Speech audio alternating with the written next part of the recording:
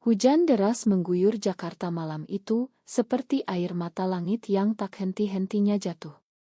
Aisyah berdiri di depan pintu apartemen Nadia, tubuhnya basah kuyup, jantungnya berdegup kencang seperti gendang perang.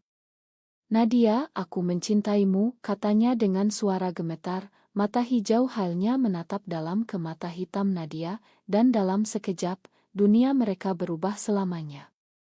Nadia terpaku, tangannya memegang gagang pintu dengan erat. Dia tahu ini akan datang, tapi mendengarnya langsung membuat dadanya sesak.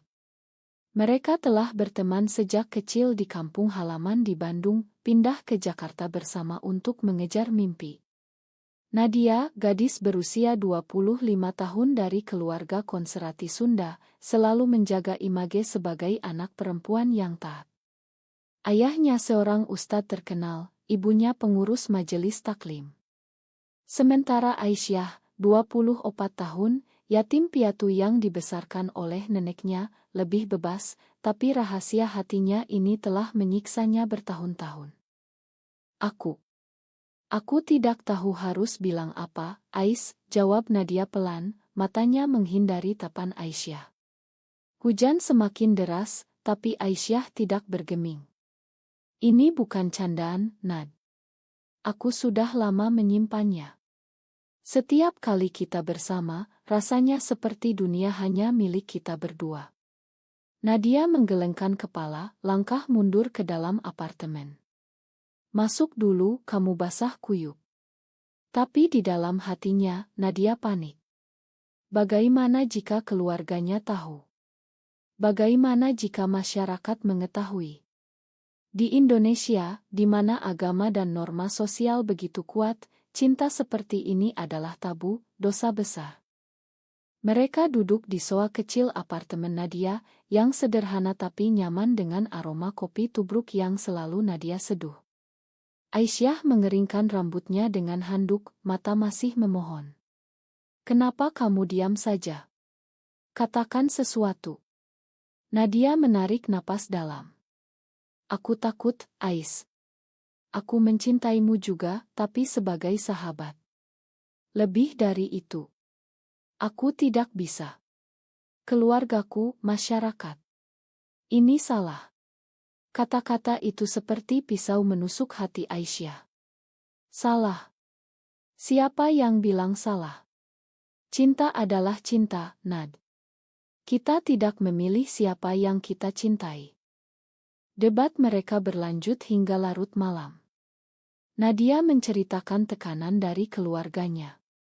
Ayahnya selalu menekankan pernikahan dengan pria baik-baik, melanjutkan garis keturunan. "Aku sudah dijodohkan dengan anak teman ayah, Ais. Namanya Rial, dokter muda. Pernikahan tahun depan." Aisyah terkejut, matanya melebar. "Kamu setuju? Kamu tidak bilang apa-apa padaku." Nadia menangis. "Aku tidak punya pilihan. Jika aku tolak, aku akan diusir dari keluarga.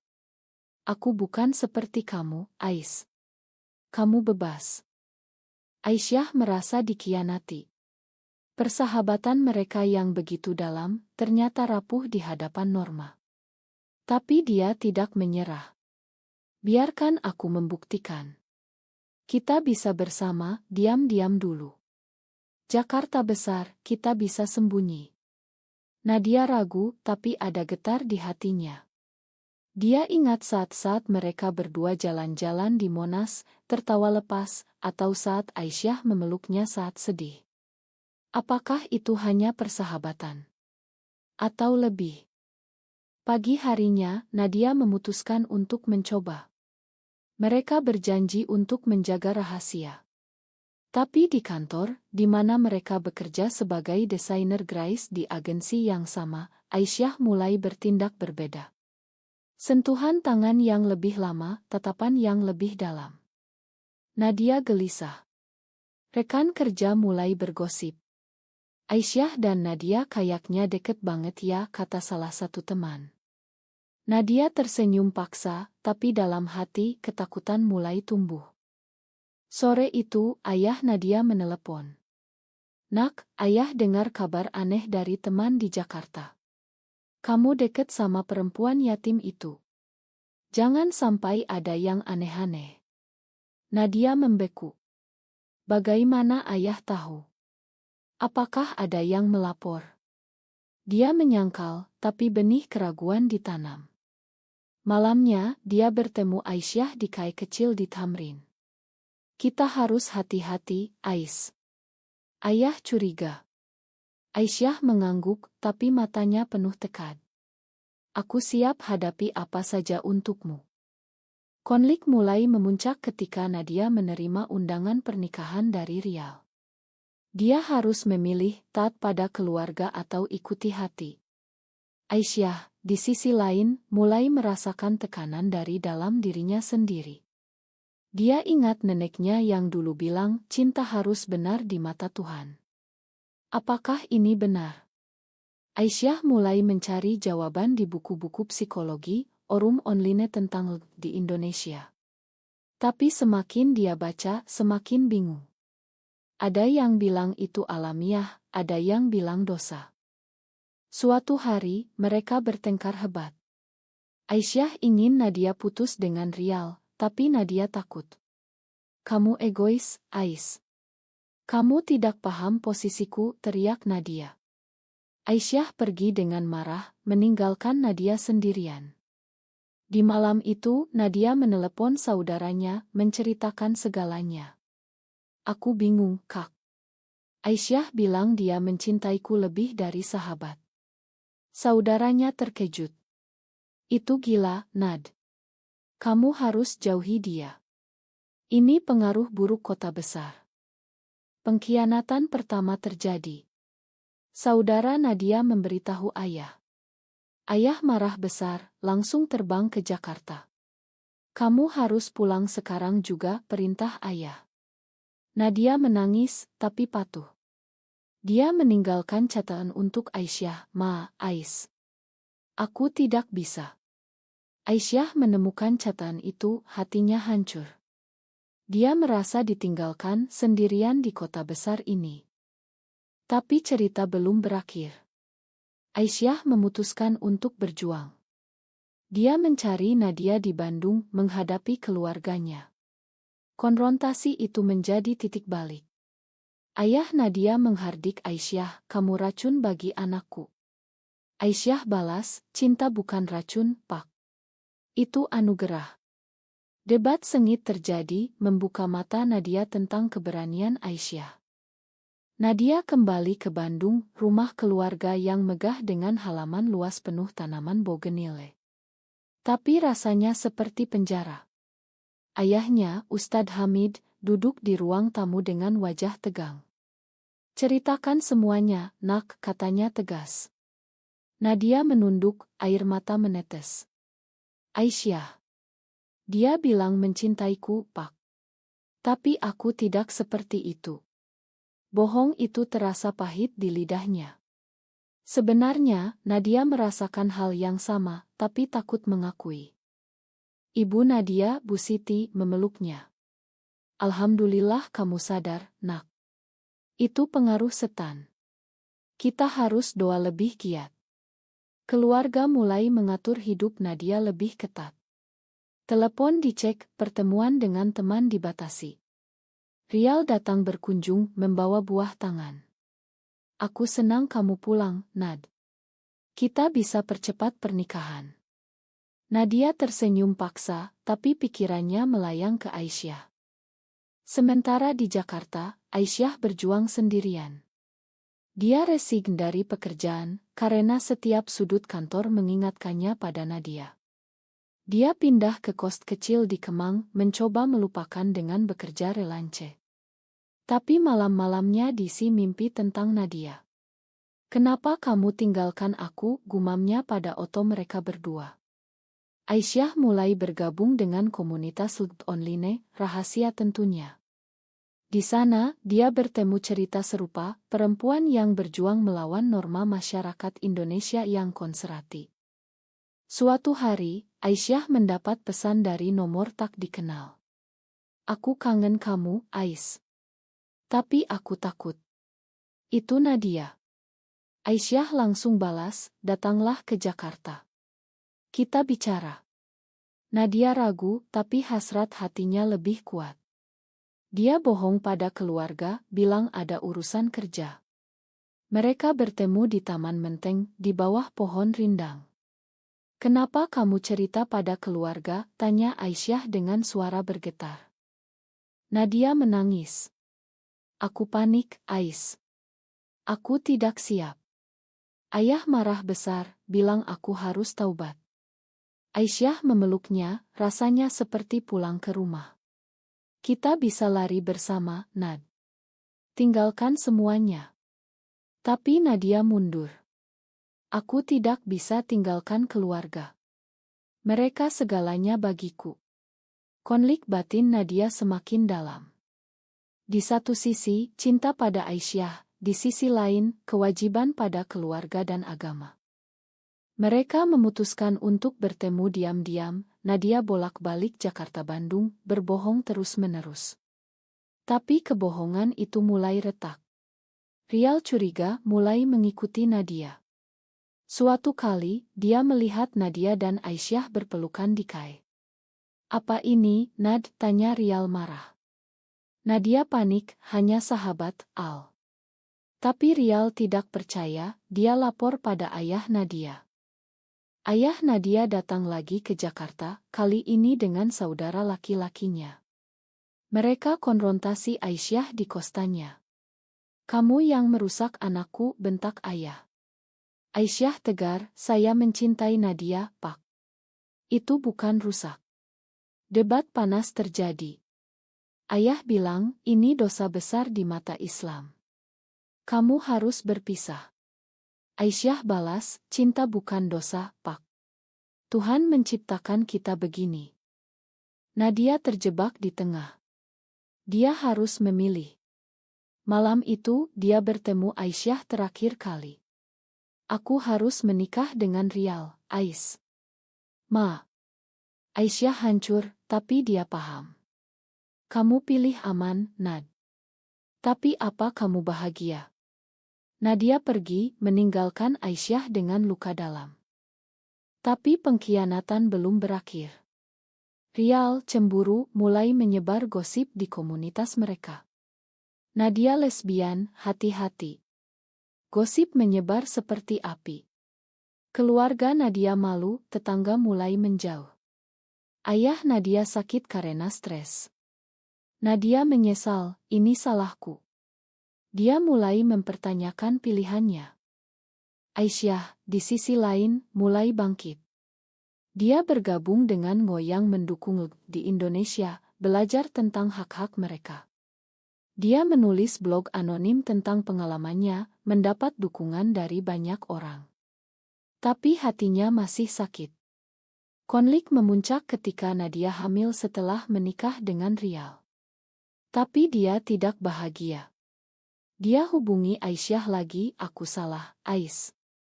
Aku mencintaimu. Aisyah ragu, terlambat, Nad. Kamu sudah pilih. Pernikahan Nadia dan Rial berlangsung megah di Bandung, dihadiri ratusan tamu. Nadia tersenyum di depan kamera, tapi matanya kosong. Selamat ya, Nak, kata ayahnya bangga. Tapi di dalam, Nadia merasa seperti boneka. Malam pertama, dia menangis sendirian di kamar mandi. Ma, Ais, bisiknya. Aisyah mendengar kabar pernikahan dari teman bersama. Hatinya seperti dirobek. Dia minum di bar kecil, jarang sekali dia lakukan. Kenapa harus begini, gumamnya. Pagi harinya, dia putuskan untuk move on. Dia pindah ke Bali, bekerja di agensi desain di sana. Pantai dan ombak membantu menyembuhkan luka, tapi kenangan tetap ada. Nadia hidup dalam rumah tangga yang dingin. Rial baik, tapi dia tahu hati Nadia tidak sepenuhnya miliknya. Kamu masih mikirin dia ya? Tanya Rial suatu malam. Nadia menyangkal, tapi kebenaran terlihat. Kehamilan datang tak terduga. Nadia senang, tapi juga takut. Ini akan mengikatku selamanya, pikirnya. Sementara Aisyah di Bali bertemu dengan komunitas lesbian yang lebih terbuka. Dia berteman dengan Lila, perempuan tomboy yang percaya diri. Kamu kuat, Ais.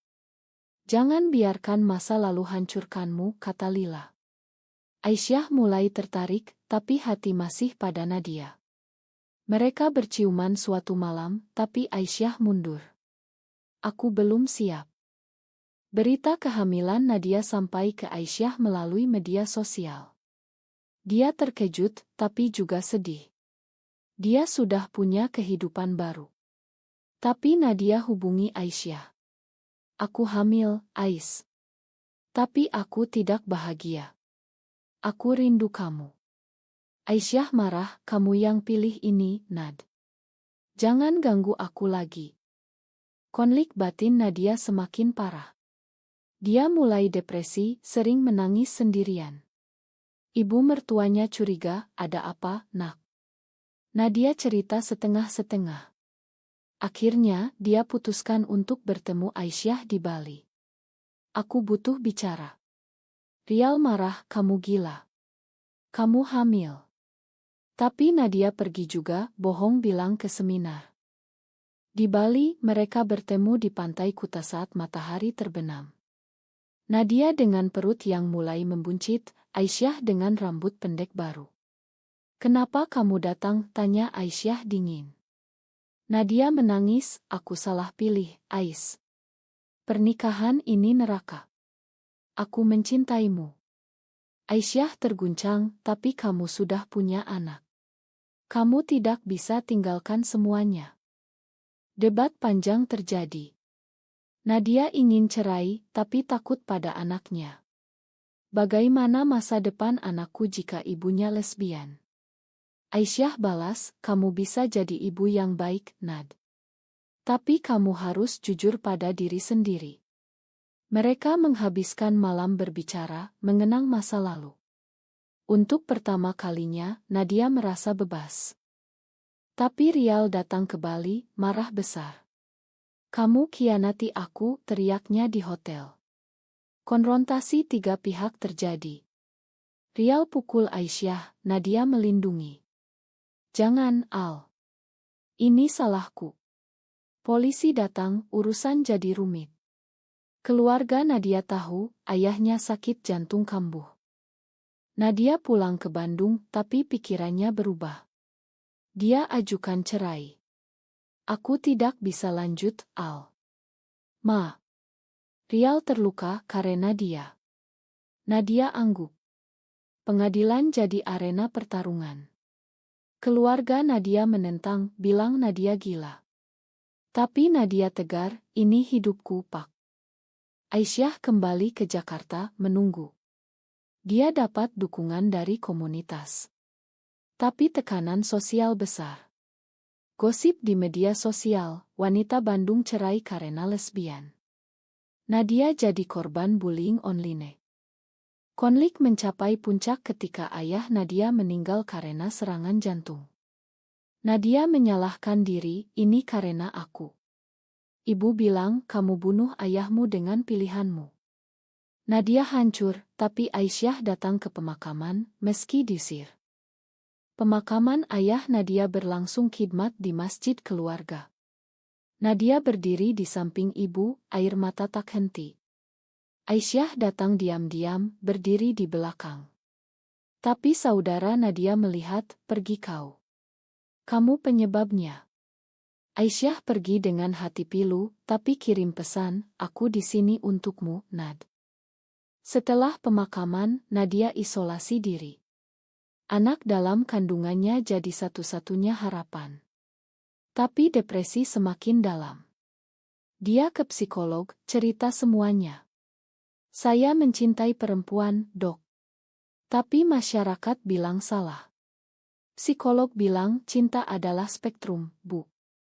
Yang penting kesehatan mental Anda. Nadia putuskan untuk lanjut cerai. Pengadilan memutuskan hak asuh anak pada Nadia, tapi Rial dapat kunjungan. Keluarga Nadia memutus hubungan, kamu bukan anak kami lagi. Nadia pindah ke Jakarta, tinggal dengan Aisyah. Terima kasih, Ais.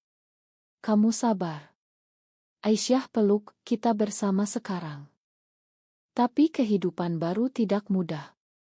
Masyarakat tetangga gosip, mereka pasangan lesbian. Anak-anak tetangga dilarang main ke rumah. Di tempat kerja baru, Nadia dibully. Hati-hati, jangan deket-deket. Aisyah juga dapat ancaman online.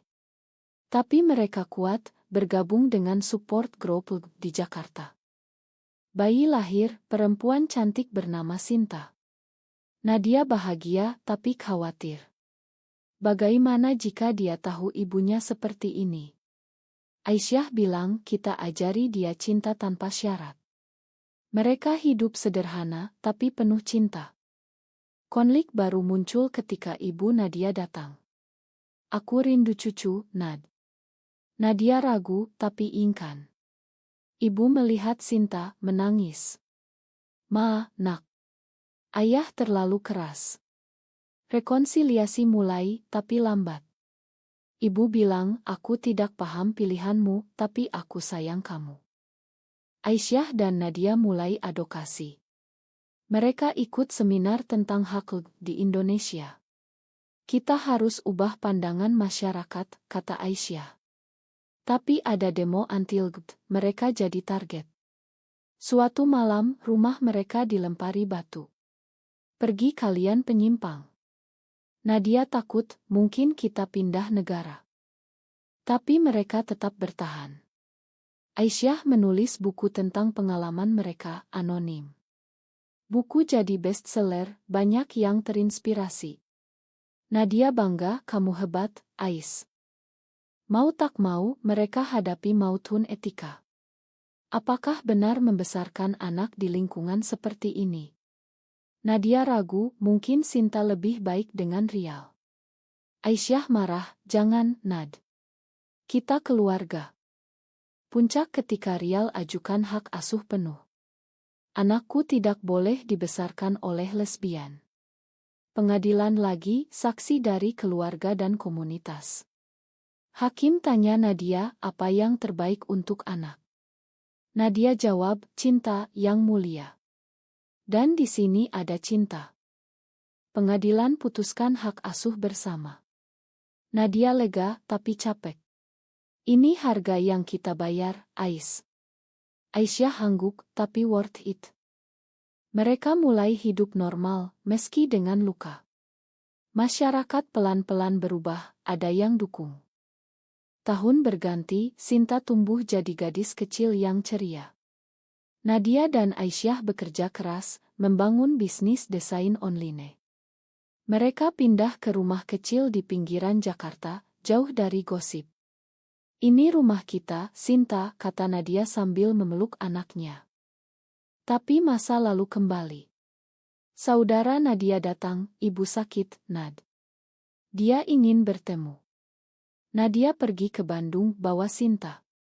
Ibu lemah di ranjang, makan ibu, nak. Ibu salah. Nadia menangis, aku juga Bu. Rekonsiliasi penuh, ibu terima Aisyah sebagai teman Nadia. Aisyah terus advokasi. Dia bicara di TED Jakarta tentang identitas LGBT. Kita bukan penyimpang, kita manusia. Aplaus meriah, tapi juga hujatan online. Tapi dukungan lebih banyak. Konflik terakhir ketika Sinta tanya, Mama, kenapa aku punya dua ibu? Nadia dan Aisyah jelaskan pelan, karena kami saling mencinta, sayang. Sinta angguk, oke, aku sayang kalian. Mereka hadapi tekanan sosial terus, tapi semakin kuat. Nadia renungkan perjalanan mereka, dari pengakuan shock ke pengkhianatan, dari keruntuhan ke kebangkitan. Kita bayar mahal, Ais. Tapi sekarang kita bebas. Cinta mereka bukan dongeng, tapi realita penuh luka dan kemenangan. Di Indonesia, di mana norma kuat, mereka jadi simbol harapan bagi banyak orang. Apakah mencintai seseorang dari jenis kelamin yang sama adalah pilihan yang salah, atau justru keberanian untuk menjadi diri sendiri?